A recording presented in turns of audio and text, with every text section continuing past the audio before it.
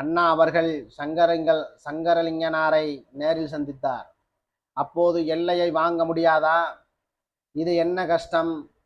இதய சுத்தியோடு ஆந்திரா சர்க்காருடன் பேசினால் காரியம் நடக்காதா என்று கண்ணீர் சிந்தியபடி கேட்டதாக அண்ணா தம்பிக்கு எழுதிய கடிதத்தில் தெரிவித்துள்ளார்.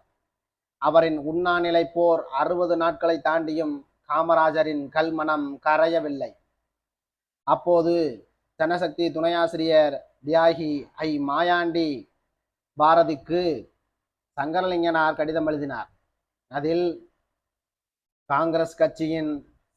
காங்கிரஸ் ஆட்சியின் கொடுமை கடுமையாகிவிட்டது, காந்தியம் மடிந்து கொண்டு வருகிறது, துரோகிகள் ஆட்சியில் உயிரோடு வாழ விரும்பவில்லை என்று மனம் வெதும்பி எழுதியிருந்தார். அவரின் போராட்டத்திற்கு ஒன்றுபட்ட பொதுவுடைமை கட்சி முழுமையாக துணை நின்றது.